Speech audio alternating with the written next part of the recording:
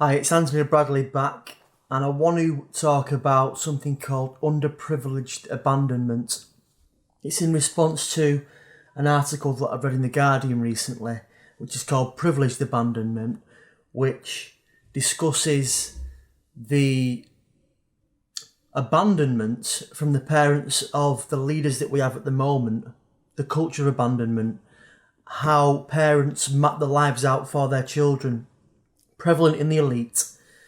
how they go to the best schools, the best universities, the best boarding schools, and then based on the culture of these organisations and institutions, these children have to fend for themselves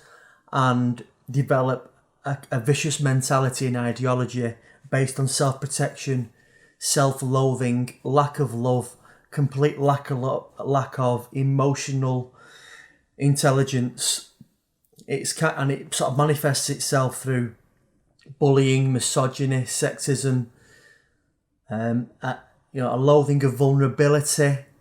a lack of understanding of empathy, and all those kinds of qualities which you would think of as being human is completely destroyed in these establishments where children are abandoned by their parents. They don't want anything to do with them because they're busy working.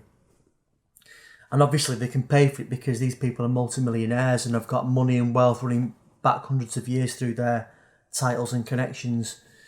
And therefore, based on this lack of holistic intelligence, these people make atrocious leaders and are making terrible mistakes,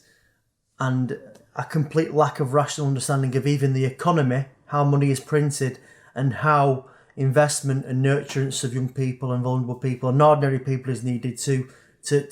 lead a nation forwards. So I'm flipping this right over now in terms of the trickle-down effect from our leaders, so-called leaders, to the ordinary people, the underprivileged. So it's called underprivileged abandonment. So the likes of you and I, those ordinary people who are aspiring to do better for themselves and for their children, go out into the workplace and work harder. They work longer hours with the intention of providing a better upbringing and opportunities for their children. But in the same breath,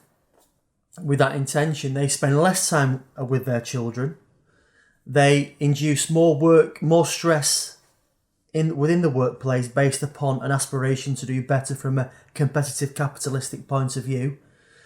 They then may well even map out their children's future and make sacrifices which are detrimental to the overall development of their children based upon what they think is right and what they are fed to them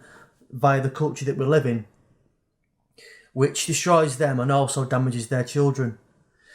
So, but we don't have the resources to be able to just get people to do this and pay it, so we have to do it ourselves.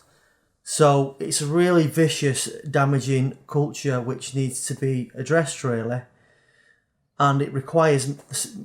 sacrifices, and it requires refocusing of what it means to be a good parent and what it means to be a whole human being, and how it doesn't involve this fake,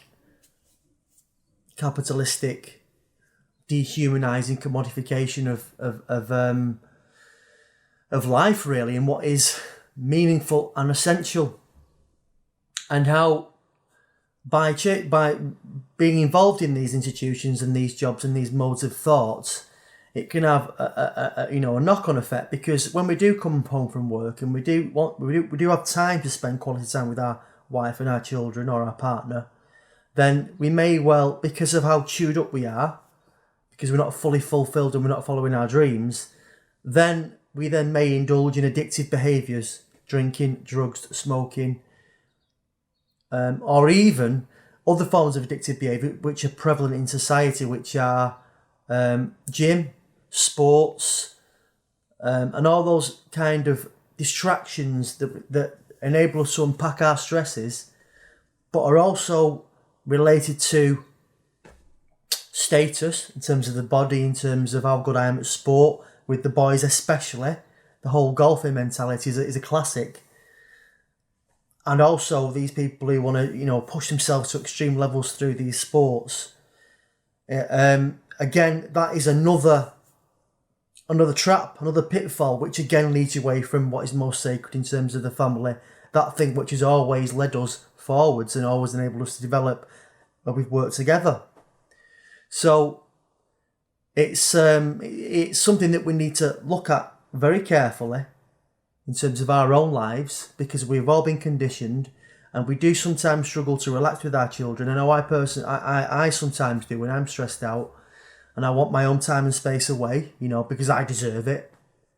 But we must recognise these tendencies, these competitive tendencies within us,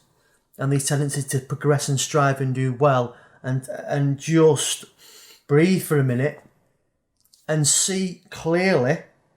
that our leaders and this culture is poisonous, and take clear steps within our own lives in a very manageable way to start to move away from that and move towards that which is valued and sacred, and that which will ensure quality of life for yourself, your family and your children. There you go.